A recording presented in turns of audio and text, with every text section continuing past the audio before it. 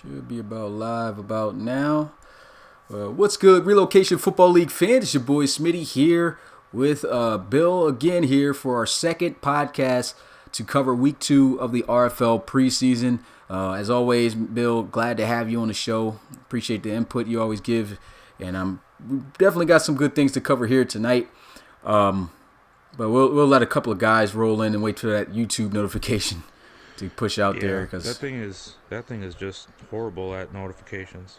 Yeah, so we'll just sit around, wait for the room to. There we go. Up. Got the noti? Yep, I got it. All right, so hopefully some guys will be rolling in. Should have ourselves a pretty good show here tonight.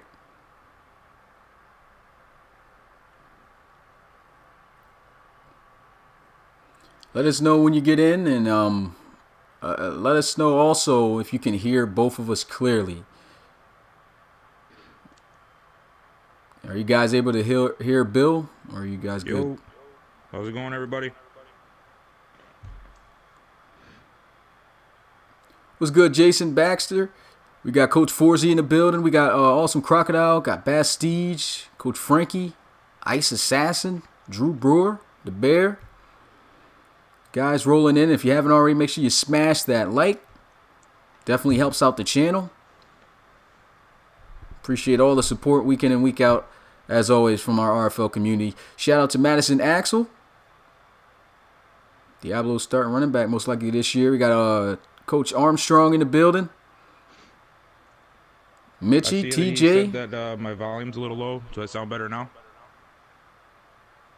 Yeah, so if his volume starts cracking, though, because he raised it up, please let us know about that, because we don't want it to be too loud where, it just does not sound good at all. Because I remember one time that happened to Rob when he was calling the game. But let me know. Let us know if you can hear Bill. Bill, you can talk still? All right. It says it's still low. I'm going to just want to go into the settings here real quick. All right. Let's see where I'm at. Now, is it because I'm like very loud? Maybe I'm too loud, or... Yeah, I'm not sure. Everything's the same on my end from the last stream. That's all I know. Yeah. Sometimes mine's change up for the game, so that's why it could be different. You go ahead and change my audio to 0. Saying that I have an echo. That's different. Echo. Oh. All right, you shouldn't have one now. Are we good now? Hello? Mic test 1, 2, 3. Sounds good in my car speakers. There we go. Awesome. There we go. We're ready to rock. All right, then. All right, so it seems like both of us are sounding good now, so appreciate you guys, as always, coming through. It's time to do our podcast recap of week 2 of the RFL preseason. It was a great week. A lot of big things went on. And, of course, always going to start out with the recap of what just happened this week. I mean, let's go ahead and look at those games. Now, looking at this graphic, I forgot to put in the Shamrocks and Snowhawks score and the Cougars and Red Dragons score, but I'll announce those when we get to them. But we'll just go on these games in order. Well, actually, I'll go off the scores, and then Bill will follow up with how he thought about those games individually. So first, starting off, man, last week started out with a pretty good one in the NFC. The Houston Gunners took on the Condors, and the Condors were able to pull out their second win of the preseason in a row with another game-winning field goal. Final score of that one was 27-24. What was your takeaways from that game? Well, I think I know that we talked about the Condors last week, and they have been playing pretty well this preseason. A couple of things I had from the game here is it seemed like in the first half that neither defense really wanted to hold up very well. But I will give it to the Condors that I think the D-line held up pretty good against Jabri than what I thought they might have. I saw a couple of times where he got sacked and he was under pressure, which if you can do that, then you got a good shot at winning, and obviously they won. The one key thing to the game that I think changed the outcome potentially is that big fumble in the first quarter and then the one at the end of the game that the Condors forced was, I think that sealed the win. So the Condors defense played a lot better than I thought they would in this one. Yeah, that's one thing I could take away from this game as well. I really liked the way that the Condors defense came out on both teams. It's the first and second team. They did a really good job against the Gunners. And another good takeaway I can take away from the Gunners, I really like the way the old veteran quarterback Jimmy Largent looked. He really took care of the football, was able to, make good decisions, had a good throw to his receiver, Kevion Ford Jr. He took off for like a 42-yard touchdown. He just looked really good in that system, and I feel like they've got good. I've got faith in that team if anything was to happen to Jabri Jackson because of how good he performed. I really think he's a good, solid backup quarterback. But going into the second game here on that same day on Twitch, we had Rob calling the Riverhogs versus Bulldogs game. Riverhogs ended up pulling out of that one with a 17-point victory. Final score of that one was 30-13. What are your takeaways from this one? If in the first quarter or the first half, really, it seemed as if the Riverhogs sort of were trying to find a rhythm.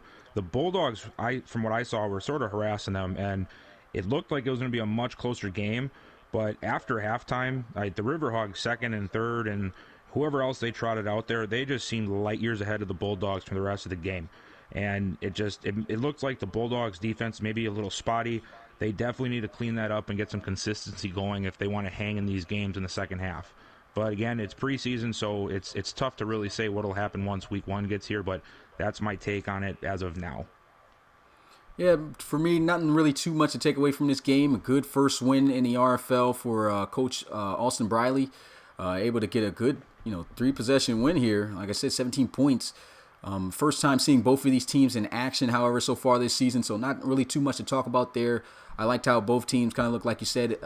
Defense of the Bulldogs looked a little bit iffy, but it's the preseason. Still don't know what's to come for the regular season when that comes up in about 2 weeks.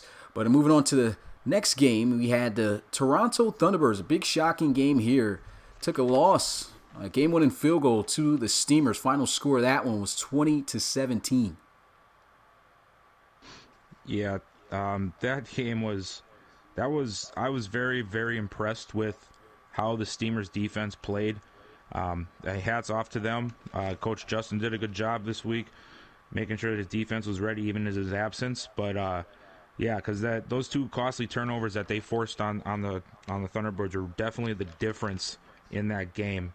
And I know it's just preseason, so I'm not gonna say that the Thunderbirds have a crack in their armor or something, because who knows who's running what, and if we're even seeing a true offensive or defensive performance from any of these teams. But the Steamers defense looks like they got better this offseason. If they continue to play like that, they can definitely make some noise in the postseason this year. Yeah, don't want to get too much in depth with this myself here because we are going to be talking about the Steamers later on throughout this podcast, but a really good, solid showing for the Steamers to come out and get that victory on their first preseason game. The next game was the Black Knights versus the Dreadnoughts. Now, I have this score incorrect. The final score was actually 38-14. Dreadnoughts with two solid, back-to-back, strong preseason wins. What do you take away from this game? Yeah, I mean, if you watched the Dreadnoughts last year, their biggest thing against them was that they just seemed like they just couldn't really piece it together week to week. One week they would get blown out, the next week they would stay in the game. But so far this year, it looks like they're firing on all cylinders. And one person who I know had a little bit of negative aura around him last year was Jake McBride, but he was just phenomenal in this game. They looked very, very good. That's really all I can say. It's gonna be nice to see if they can carry this into the regular season, because they looked like a different team than this last year's Dreadnoughts.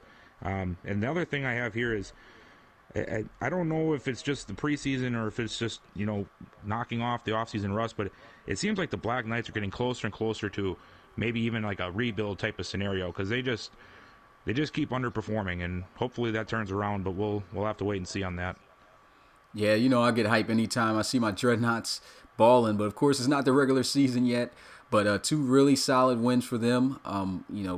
Had a little bit of a takeaway from them from playing the Cougars since they had the starters and they didn't. But starters were here for the Black Knights and they still were able to be consistent. Hopefully that's something they can keep up during the regular season.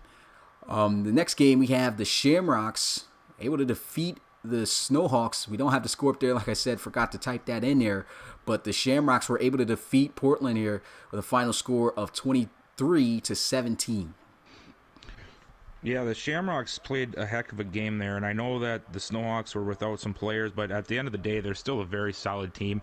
So I was rather impressed with how they came out and played. The defense looks as good as ever, and I'm really excited to see how Chapman plays once we get to the regular season and they have more time to play together because he can really take this defense to the next level with the addition of him.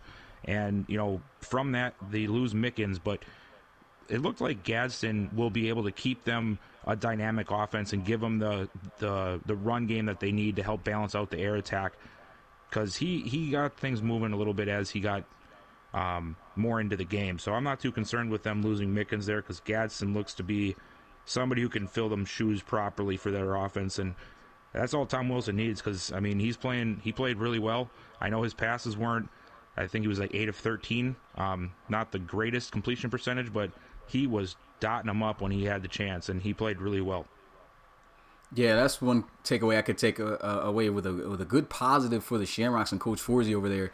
Like I said, it's only people who have really been throwing a lot of shade on Tom Wilson starting for the Shamrocks, and the only reason is because of the one season just last year that happened, and even that season he did not perform that bad. Maybe yes, he threw quite a few interceptions, but he was still a good quarterback. I mean, he all he has to do is just make better decisions this year, and I think he can take this team right back to the playoffs. But of course, we haven't gotten to the regular season yet. We got to see what he does against the whole competition for all 4 quarters. But I really feel that with him, in the addition of Lester Gatson, even though they lost Mickens, like you said, they should still stay afloat. There's still a lot of questions also about how this Snowhawks team is going to perform in the first half, because they're suspended players, no coach.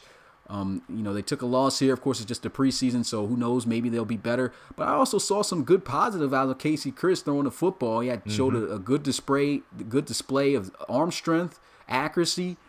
Sometimes, to be honest, wasn't really too many times where I said, "Oh, that's a difference." But of course, we know it's going to be a difference once Joseph Gidley gets back.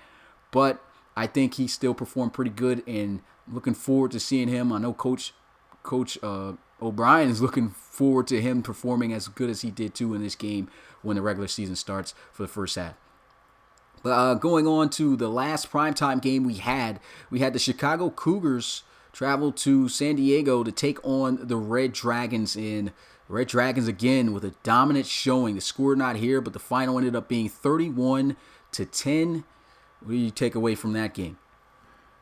This one's pretty short. I mean, the Red Dragons are pretty scary. They're the real deal.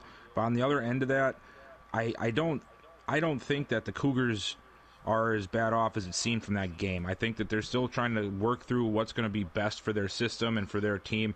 And because I mean, they're no slouch. They're a solid team. So I'm not going to chalk up too much against them after that performance. It's still preseason, but yeah, the Red Dragons are for real. Yeah, they looked really good in that game. There's another point later on that we'll be getting to. But another dominant performance, good showing by the Red Dragons. And like you said, I really do feel like the Cougars are just experimenting here, not really throwing anything out there.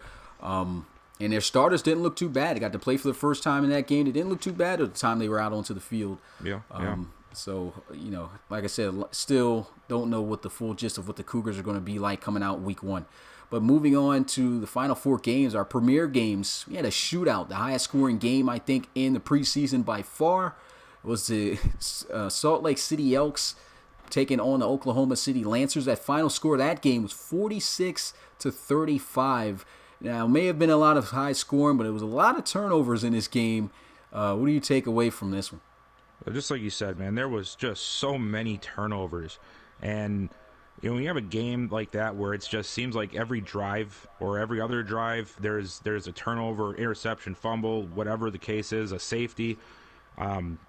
It's hard to judge the game and see if these teams are playing well or bad, or if it's just, they're capitalizing on these turnovers. So, I mean, I'm going to need to see a couple of more weeks from these guys before I can really dig into what the teams are going to look like. One thing, though, is both teams' defenses, they need some help, because there was a lot of points scored. But, again, that could go off of the fumbles as well. I guess it's just a wait and see for a game where there's not, 27 fumbles in a half. Yeah, I really feel like this is not really a true showing of either of these teams. I really think it was Yeah. more so the turnovers that made this game turn out the way it did. Still was a lot of missed tackles I've seen from time to time on both defenses.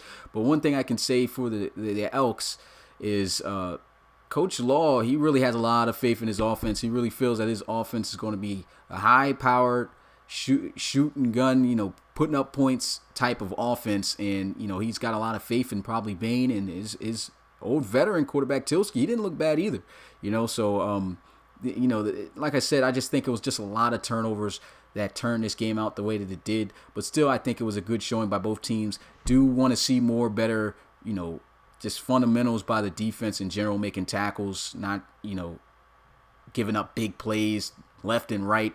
That's definitely got to be something that's got to be changed before the regular season rolls in. Yeah, definitely. The next game we got here, this was actually the primetime last game for the premiere, but I had the games flipped up. But the Pioneers took on the Aviators, and we kind of had a little bit of hype and hope for the Pioneers. They had a couple of really good signings this year, but of course, like I said, it's the preseason. They haven't seen anything yet, but they take a 20-point deficit loss to the Aviators in their first game back with their starter starting in the first half. The final score ended up being 36-16. What do you take away from this one? Yeah, I mean, any kind of hopes that everybody was having for them, that can go right back where they got it from, because there was nothing of high hopes in that game. I think the only bright spot I saw for the Pioneers in that game was Witherspoon looked like he was ready to go for week 1 tomorrow. He had some good runs, but I mean it's even hard too for the Aviators in this situation when a team that we know has been not the greatest in the past and looks to be following that same suit. Are the Aviators, and they look really good, but I want to see them do that against somebody other than the Pioneers now before I'm going to say that they're going to be a successful team this year. But Pioneers, they need some pieces, man. I mean, they need to go hit up free agency and call some people and do some stuff because they need some help.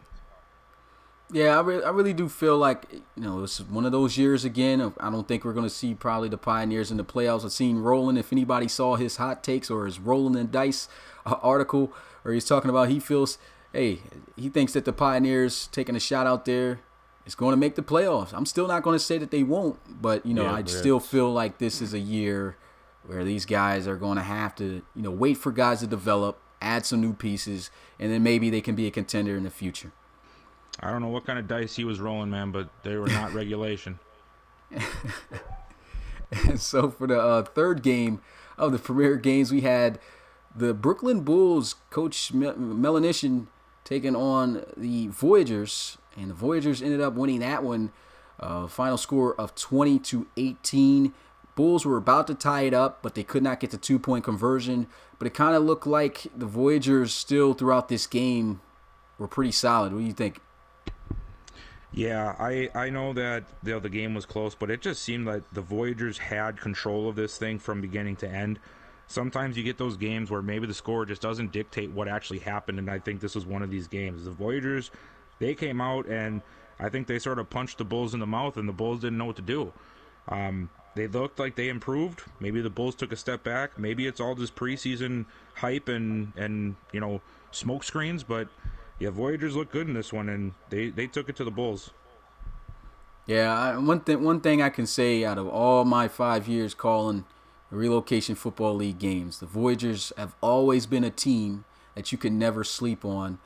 I've always felt like every year, other than of course season 1 when they went 6-10, they didn't have a chance. But I can even say back then that they could have had a better record if they were just more consistent. This is a team that does have talent. They do have good playmakers. They can win games. They just got to learn to put it all together like they did in this game just last week against the Bulls. Moving on to the next game, the final game of Week 2 to recap this week, we had the London Monarchs travel to San Antonio to take on the Marshals. The Monarchs looked pretty strong in the first half, as they always do, but they slipped up there in the second half and ended up losing this one, the final score of 31-14. Yeah, I think I was sort of happy to see the Marshals bounce back because I know that Coach Romo was disappointed after last week's loss to the Thunderbirds, and it looked a little iffy in the first half, but they woke up in the second half, man. That's for sure. Monarchs still having a hard time putting things together, and Overstreet is definitely in mid-season form. He had a really big run, sort of broke things open. It seemed like in the second quarter for the Marshals, and they didn't look back after that. Yeah, not really too much to take away from this game. Once again, it's still showing me a little bit of glimpses from the Monarchs just having to be more consistent. And that's all I can really say for them. Their starters did play in the first half. They played good in the first half, so maybe I'm talking a little bit too early here. Maybe they are going to be pretty solid when it comes to the regular season. Who knows? A lot of teams saying they are going to end up being the worst team in the league. Person in particular, Coach Jones, for the Steamers.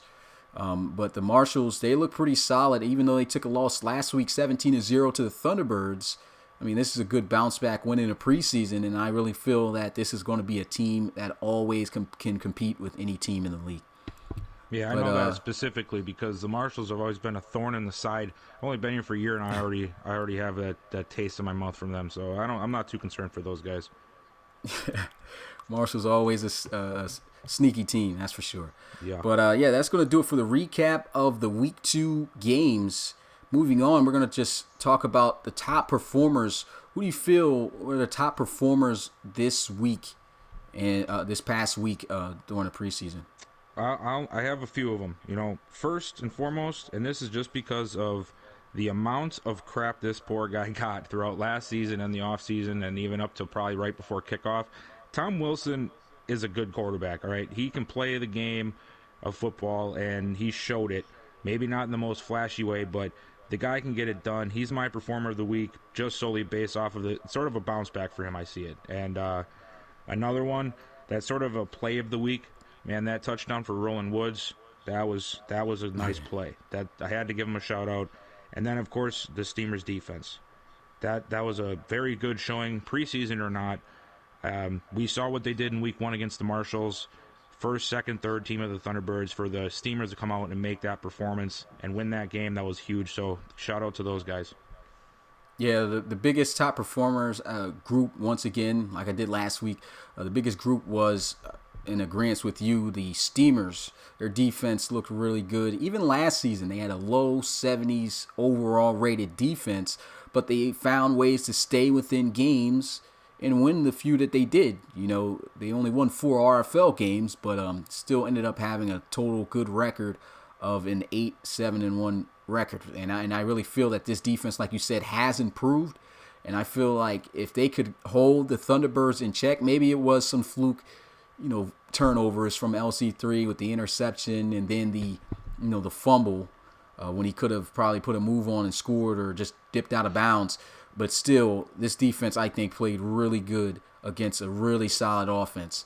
And that's who I'm going to talk about for my performers. Moving on to the injuries, really wasn't anything significant. The only injury, I guess, that holds a little bit of weight, not really too much. Bulldogs, in their game, they ended up losing Quay Cunningham, a former Armadillo, who they signed, just a 74 overall receiver. They got a ton of talent on their receiving core, so I'm pretty sure nothing really too much missed here. He's not going to miss too much time either. He's just going to be out for 4 weeks for a shoulder tear. And, yeah, that's the only injury that was sustained this week. All right, now moving on to the next topic, and that is the Red Dragons. How are you feeling about this team this year? They are looking very dominant. They're really bringing back memories of Season 2 when they won it all. I think now with the quarterback that they see probably in place, I mean, you still got to see more out of Savoy, in my opinion, but this is a pretty scary team. What do you think about them? Yeah, I mean, definitely. The Red Dragons are, like I said before, they are the real deal. They are a scary, scary team. And the best thing for a young quarterback is to have a supporting cast, So Savoy coming in, I mean, that's a godsend for a rookie quarterback. He doesn't have to be the guy that puts them on their back and march them down the field and get the guys riled up. There is a team there that can do all of that. All he has to do is not lose the games, and so far he looks like he's not going to have any problem doing that. And for that defense, I mean, the Red Dragons, like I said, I don't even know how else to say it. They're legit. Maybe we're all wrong. Maybe it's just preseason hype, but right now, I say they're the team to beat. I don't know what else you can say. Yeah, they look really dominant. Like I said, the defense has always been there, in my opinion, for the Red Dragons. Even in those seasons after their championship year, where they, won less than 10 games, and their defense did look like statistically they were in the middle of the barrel to the bottom, but it wasn't necessarily their fault. It was the offense, and I think if the offense can get right with their young quarterback, if he gets to start, Joey Luigs honestly isn't looking too bad this year either. So who knows who's going to start? Yeah. But to be honest, this is definitely, like you said, a team that I think is going to be a huge force to be reckoned with this year. And I think we're going to see them make a return into the playoffs. They've never lost a playoff game, so that's a scary team you're going to have to face, whoever that is. But moving on to the next topic, we're going on to the Steamers. Big win in the preseason over the Thunderbirds. We just was talking about the defense. I think this is going to be another improvement year for Coach Jones in Memphis in Season 5. What was your takeaways from that game? And do you think that the Steamers are going to be a team that may find themselves in the postseason? Yeah, I mean, last year, if it was a couple of games go a different way, not only for their team, but for the other teams where they were up against for divisional opponents or whatever, they were probably in the playoffs last year. This is a good team, and they're getting better. They're a young, hungry team, and, those turnovers like against the Thunderbirds, those might not have been something where they forced, just a bad decision. Maybe it was just a lapse of judgment by LC3, but sometimes you don't have to be the best. You just have to make sure you take advantage of any opportunity you get, and that'll win you some ball games. So they keep it up, they're only going to get better. They have so many young guys, and Justin Jones has done a great job in just a single season. I mean, look where they were 2 years ago. I think they got a real shot at getting in the playoffs this year, and I don't even second guess it. I know they're going to be at least in the talks for a wild card spot. That's pretty much the floor for them. Yeah, I'm going to be honest. I do think this is a team that could make a return to the postseason. Last time I think they made the playoffs was in Season 2.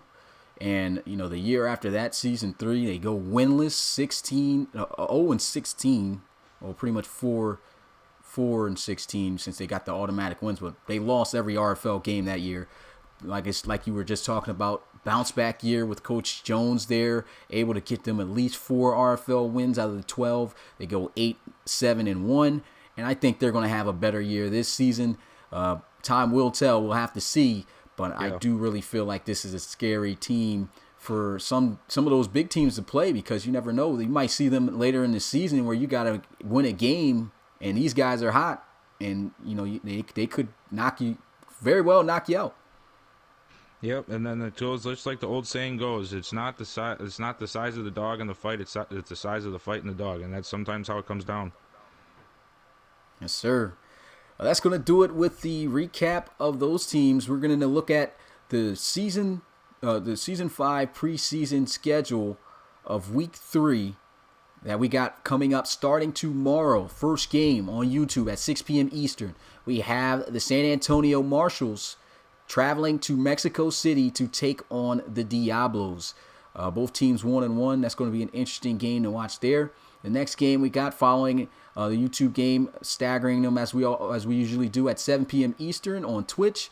We have the San Antonio Dreadnoughts, 2 San Antonio teams playing the same day, taking on the Brooklyn Bulls. 2 close friends there, Coach Melanishin and Coach Frankie J going at it. It's going to be interesting. An old school rivalry also in the RFL. Remember, these guys used to go back and forth and just used to go at it when they used to meet each other 2 times out of the year. And back in the AFC North, of course, they're no longer in the same division anymore, which kind of breaks my heart. I used to love watching that division. But they're going to see each other here in the preseason with pretty much their full team playing for 3 quarters. The next day of games on Saturday, if you look to the right, it's going to be our premier games. In the premier games, we have the Sacramento Condors 2-0 in the preseason, taking on the Dublin Shamrocks, who are 2-0 in the preseason. That's going to be a really good game, I think, to watch.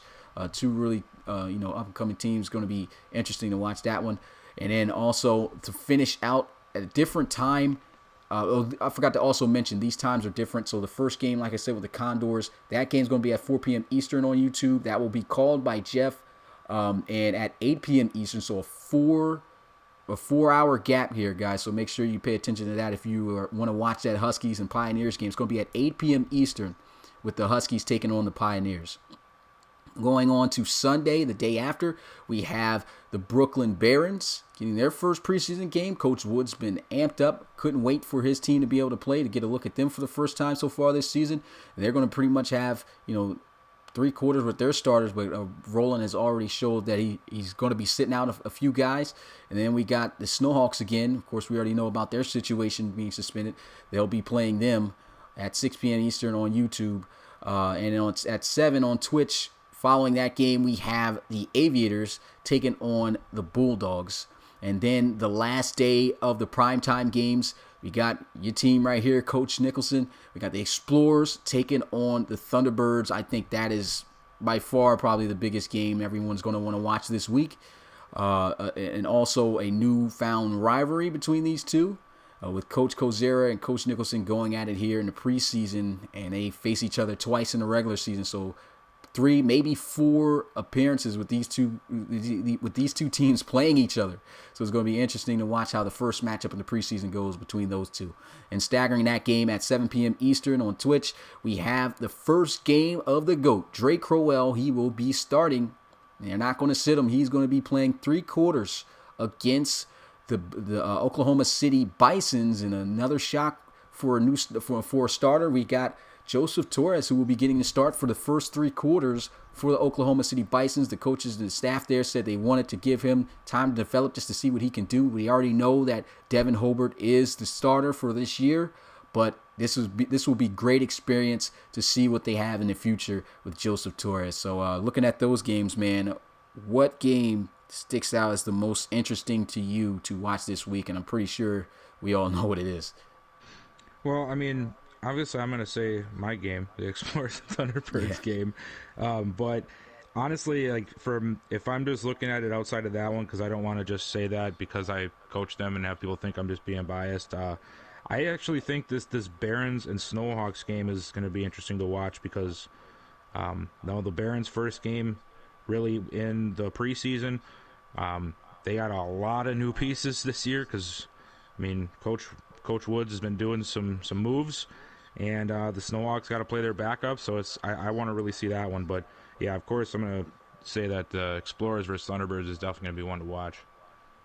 All right, so looking at these games also, breaking them down from each one, who do you got winning? You don't necessarily have to give a prediction, but who do you think is going to win their games this week?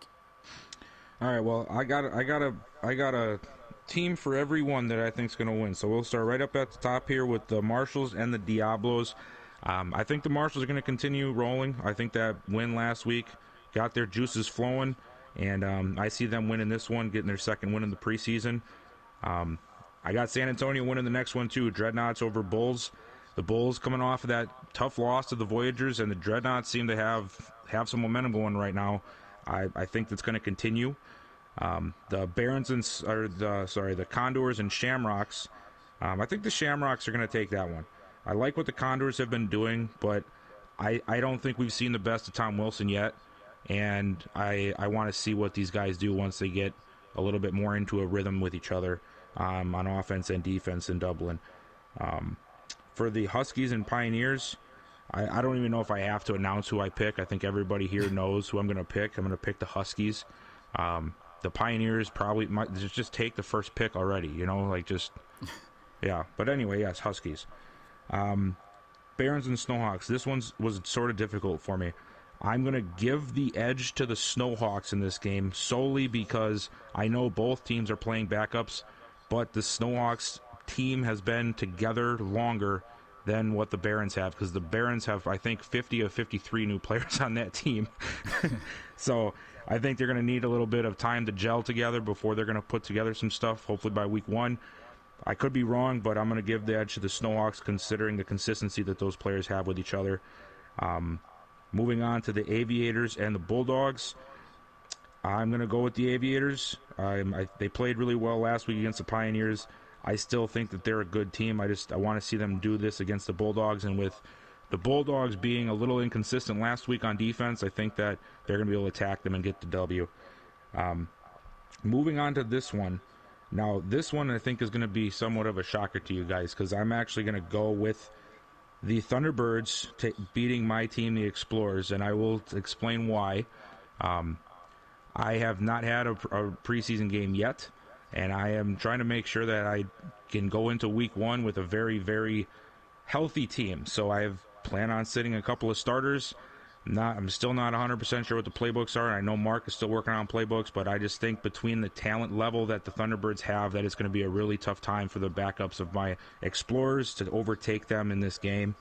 And then for the last game, Dre's playing 3 quarters. I got to take Dublin. That's a given. But I'm really excited to see Joseph Torres in his first start, and I wish him luck as well.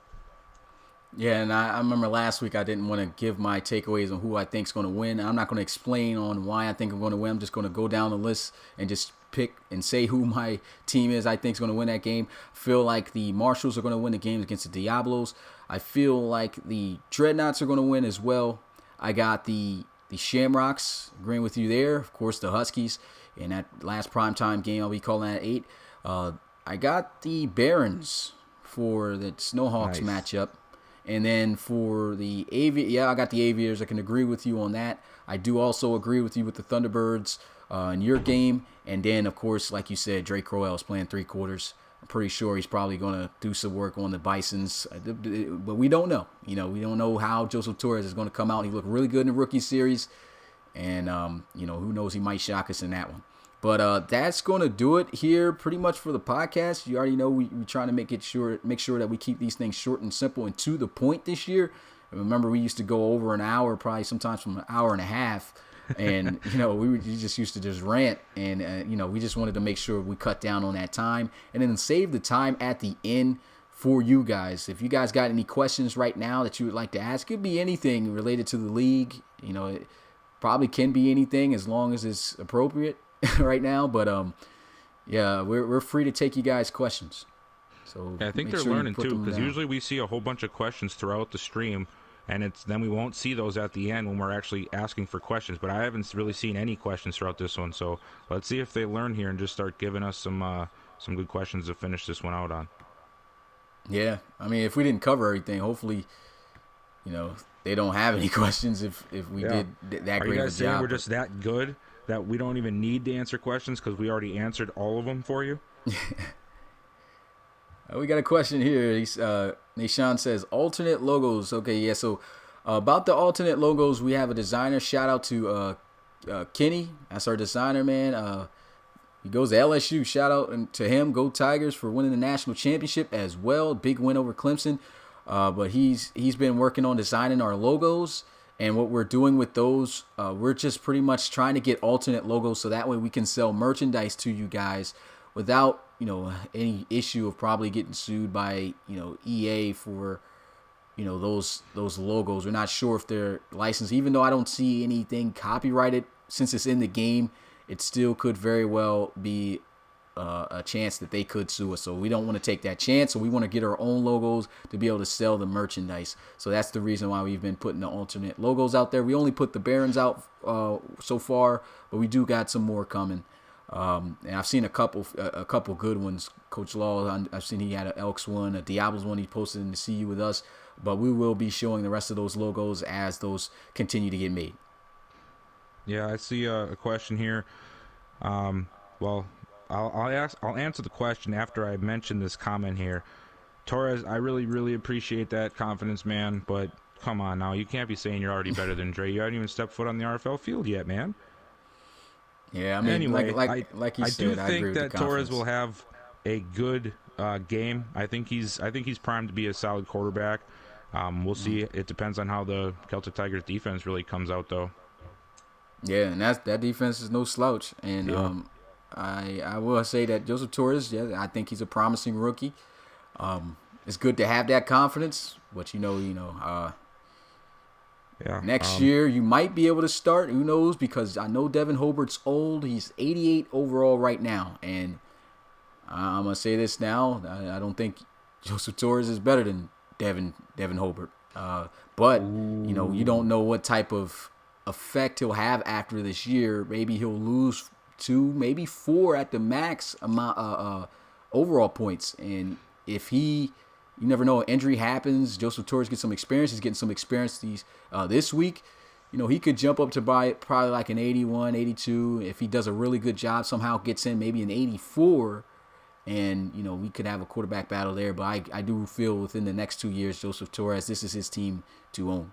Yeah, I mean, and you can't discount Hobart either. It's not like he's not been a bad quarterback for them. And Torres, man, you want to start? Here's your chance. You said you're better than Dre. Now you gotta go beat him. Yeah. Also for Torres, I see that he's asking about a mobile app. We have discussed that, but that's a whole different level of stuff. For now, though, if people are interested in having something more on an app-friendly type of environment, we do have sort of maybe an app front inside another app. If you download the Wix app, that's Wix, Wix, you can use the member login you have on our website as a member to log into the app, and we can get you an invite code, and then you can see our blogs and comment and like our posts and go in the forums and that kind of thing. But that's really at this point the closest thing we have for an app for the community to use. Yeah.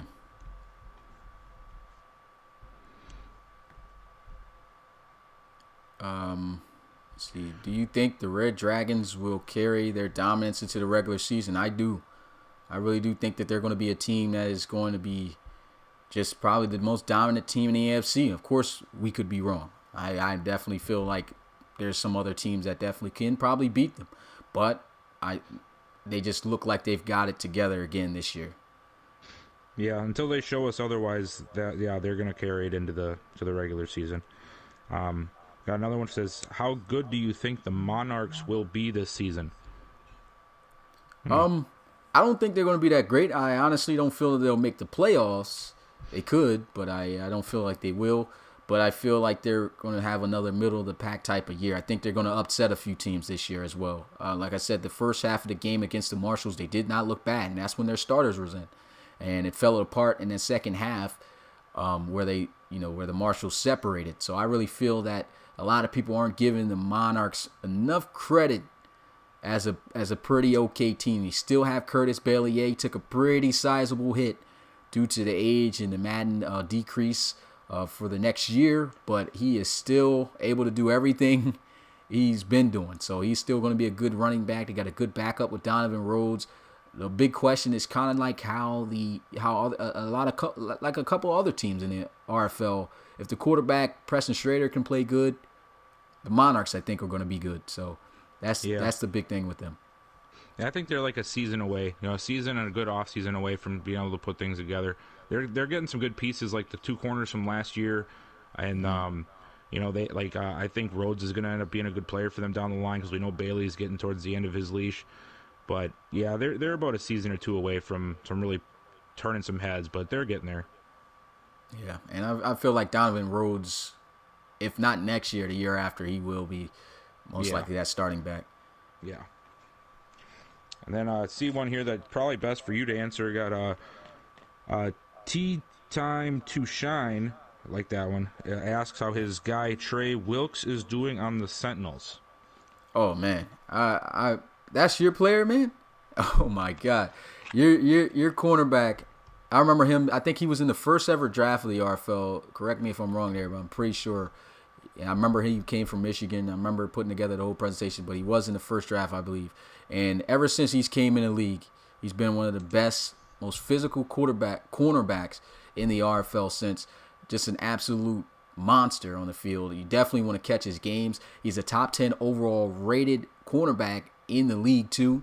I wasn't able to put the defensive backs post out there because we just ran out of time heading into the season, but he's definitely up there. Matter of fact, let me go to my phone real quick and I'll be able to see where he is on the list of the top 10 overall rated cornerbacks.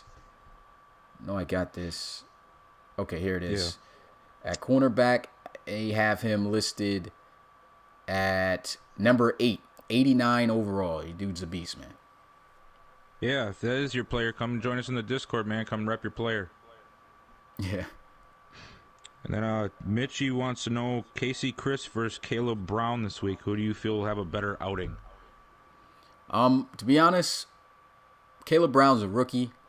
I think he's going to have a lot of mistakes here. His overall is kind of, I know we don't depend a lot of things on overall, but one thing I do kind of like about this year's Madden is it does have, you can see an effect of guys who are lower overall compared to higher overall. And I do feel like Caleb's going to struggle. I do feel like Casey Chris, from what I saw last week, is going to perform really good this week. I think he's going to, be able to make a lot of plays, but I still feel like the Barons might, come away with the win there.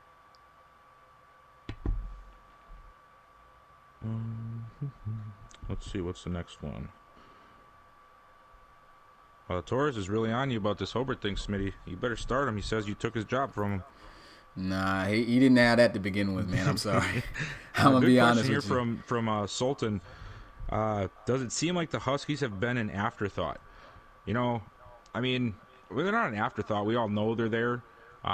We haven't really had a chance to see them a whole lot, though, this preseason yet, so I think that's maybe seems why things are a little quiet in the Huskies camp. But, I mean, nobody's sleeping on the Huskies. We all know they're the defending champs. Just so happens the Red Dragons have come out of nowhere and just laid the smackdown on everybody. It's got everybody talking. Yeah, I can already tell you this week they're probably going to destroy the Pioneers, and you guys are going to be like, oh, who's the guy that said who's the guy said these guys are an afterthought? Because they are not going to look like it this week, I can tell you that. And I mean, just to add to that, any team with the number 2 receiver in the RFL is always going to be a good team. Not even going to argue with you right here. Man, for guys who've been knowing, Bill has been advocating for C.J. Robinson to be the best wide receiver in the RFL. And like I said, he definitely can try to make a case, but there is no case. I'm sorry. I really feel that Keith Guyton is the absolute GOAT at receiver. But like I said, he's been in the league longer than CJ. Maybe CJ will pass him at some point. Only thing I want to see, of course, the teams are different. But, like I said, nobody's going to really be able to make an argument and decisive decision on who's better. But we'll just see over time. Yeah, we'll see. Let's see. Real quick, time to shine. If you do want to join the Discord, and if Trey Wilkes is your corner, send me a message on the website, and I'll be able to get you a Discord link that way. And then going to Hassani Miller, he says, if Toronto Thunderbirds are the RFL version of the Patriots, then who is the RFL version of the Cleveland Browns, and why? Well, to be honest, if you want to talk about a team that's equivalent to the Patriots in the RFL, it wouldn't be the Toronto Huskies, even though they won the championship. They beat the team that I think is equivalent to the Patriots, and that's the Toronto Thunderbirds. The Toronto Thunderbirds. Did I say Huskies? I meant to say Thunderbirds. My bad. Oh, you said Thunderbirds? Okay. Yeah, well, yeah, you're correct about that. So then you said, who's the worst team? Well, in that case, it's the same team wearing brown. Got the same colors and everything. I have to say the Pioneers. Yeah. Pioneers are pretty, they've been pretty terrible, man. And you can just see it in their mascot's face. I mean, he's not even happy about it.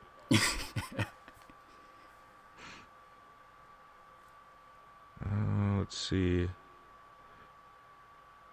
Mad Ammo has a question here. He says, was there an issue with people submitting ridiculous players too often, thus resulting in a one player a year limit?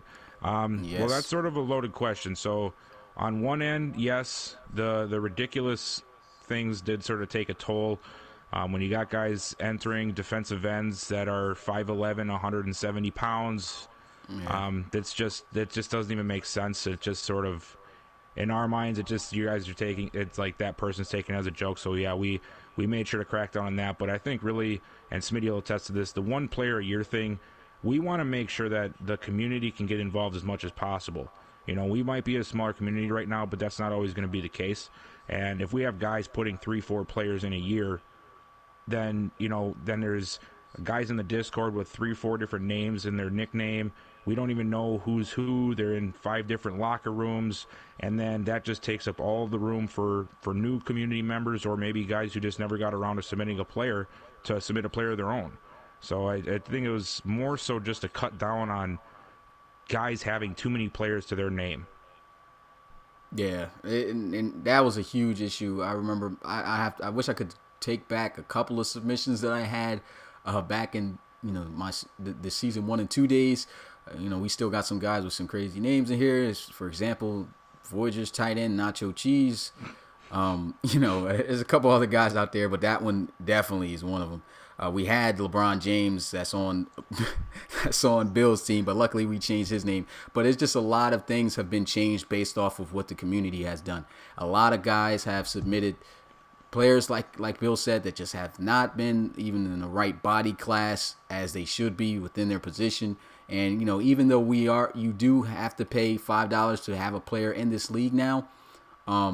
Reason why we even have that in place is because we want serious members. We don't want somebody. When it was free, everybody used to create a guy and just be like, okay, my guy got drafted, and then would not once come to a single game that their player has played. And that was just ridiculous to me. I always was like, wow. So at that point, I was like, you know what? If somebody wants to be a part of this league, I gotta make sure they're dedicated. And if they pay something, then that's going to show that they really want to be here. A lot of guys have been denied, of course, and we're not breaking that rule. That's one thing I advocate in this league. Rules will not get bent for no one. Doesn't matter who you are. Whatever the rule is, that's what the rule is. So please, I see a lot of guys trying to do this as well, messaging me, talking about, well, can I get a guy for free? No, you cannot. Whatever the rule is, that's what it is. And, we do have rules also that change within, the coaches' guidelines and things like that. But that's because we're still developing league, trying to make sure that we do everything that's right for this league to grow. So that's why everything turned out the way it did. Yeah. And then just because we're on the subject with the player apps, it started out really good, but lately I've been seeing a couple. I'm not going to obviously say any names because obviously I don't even know them off the top of my head. But if you're putting an app in, if you're thinking of it, man, you got to read the whole thing. I go through a lot of time to put all the information that's needed in that paragraph above the application, and I explain how we need things done. Just follow the directions, because we're really not kidding. If you pay that $5 and you do not follow the directions of that application, you could end up not seeing your player in the RFL, and we don't want to have to do that, but there's just too many times to try to chase people down and have bad emails, or they just don't respond or don't understand. Just please make sure you're paying attention to what you're filling out. And if you have questions, don't be afraid to message us on the website. I'm usually pretty good with getting back, but if it's late or if I'm busy, I'll get back as soon as I can to you about the questions you have. So please just pay attention to the player apps and read the paragraph at the top. I didn't write it all for nothing. Yeah, and to add to that, to be honest, I'm not trying to be an a-hole here, but this is the truth. The app says that if you don't fill out the thing right, for one, you can't get a refund. All right. I have given some refunds because guys messed up early, but I'm telling you right now, if the document on the website says that if you mess up, you can't get a refund, we honestly can just take your $5. We're not trying to do that, but to be honest, read what you're filling out for. Okay, like I'm still, for the most part, might get some guys some, their stuff back, which I have so far. But if I keep getting guys coming in and they're just sending in some terrible applications and just obviously not reading anything, I'm not going to keep going back and forth with you. I'm not going to keep trying to message you, like you said. I'm not chasing nobody down. If you did not read what was on that, that's your fault. At the end of the day, that's how it goes. So make sure that you read the application and do the stuff right, because what I might do, I'm really not that guy that's just going to take you guys' money. So I'm not, at the end of the day, yeah, I'm going to give you a refund. But if I see an application come in with somebody who's done that with the same name, because we know exactly, guys have been trying to get around the system of thinking that, if I do this on this account, they'll think it's another guy. No, we know exactly who paid. Yeah, it's funny. Like at the end of the day, you can't get away from us knowing how many players you submitted in a year. Before we used to ban guys for that. So make sure you're careful with that. But at the end of the day, you just make sure you read and fill the stuff out correctly, because like I said, what I'm going to do is from now on, if I get something like that, I'm gonna just be like, yep, okay, I'm gonna take the $5. Your player's gonna get in. But if you're submitting a 170 pound DN, he's gonna come into the league as a 175. He's gonna come into the series as a 170 pound DN, right? But he's gonna play like a 70 pound DN would. So he's gonna be terrible. That's the truth. Your dude's gonna be trash. So don't let it get to that. You're not gonna get drafted. So if you want to avoid that and not lose $5, please fill out the application right. Yeah, so I mean, Bad Ammo, I know that's not exactly the question you asked, but that was a good question because we got a lot of stuff out there, so that's good. Let's see here. Joseph Torres wants to know how we think the Bisons are going to do. I'm assuming he probably means on the season. I think they're going to do pretty good. I think they could go into the playoffs this year, to be honest. Yeah, I don't think they're a bad team, and that's part of the reason that unfortunately Torres is probably not going to start this year. It's because the Bisons have a good team. They might not get talked about as much as some of the other teams, but they have a solid team, and Hobart is part of that. So I think they'll be fine this year. I'm going to be honest, man. Devin Hobart's been it's probably a top 10 quarterback in this league in terms of performance. A lot of guys don't talk about him, but he's been making plays and winning games, since the beginning of the time of the RFL. So, at the end of the day, like I said, that is a team and nobody can really sleep against. They've won a division, I think, once when they were back in the AFC North. I can't remember right now off the top of my head what division they're in. I'm not sure if they stayed there, but that is a team that weren't they 11-5 last year too? I think so. And they didn't make the playoffs. Yeah, they're the only 11-5 team last season that didn't even make the playoffs. So that goes to show you how good they actually are. Yeah, they're a good team. I think there's only was one more question, I think, and then the rest is just talking. Mm-hmm. Maybe not. Oh yeah, looks like Frankie Joker FDY in the chat says, will we make predictions on records for all the teams at the end of the preseason? Oh yeah, that's definitely something we're looking to do on our final podcast of the preseason, just breaking down, a lot of things. So it might be a much more lengthy podcast. And the reason why this one's even turning out lengthy because we're just trying to, make time for you guys. But we're definitely going to be covering a lot of things before the season kicks in. Yeah, that's be fun. We'll take one more question. There's no more? No, it's just a lot of guys just talking about submitting players and stuff. It seems that Time to Shine is actually Trey Wilkes, and he's going to be coming to the Discord, so that'll be nice. I appreciate it, Bill Stevens. We do work hard to make sure that the RFL is as best run league as possible. Yeah, I really appreciate all you guys' support as always. Even those OG guys who've been holding me down since the beginning, man. Those season 1 days when, the commentary used to be where I said anything, and you guys still stayed around, saw the improvement. I know a lot of guys always say, it's crazy to see where the league is now, and it's just going to continue to get better, but it wouldn't be where it is right now if it wasn't for you guys' support. So I want to definitely give everybody here, and for the guys who are going to watch this later, a big thank you for all the support that you've given this league and where you've taken it. But that's going to do it here for us. And we're going to try to keep this up every week for recaps so guys can learn more about the league and what's going on, and feel free to ask questions that they don't know. But that's going to do it here for us. It's your boy Smitty, RFL Commissioner and play-by-play commentator, as well as Bill. And we'll see you guys next time. Yeah, have a good night, everybody.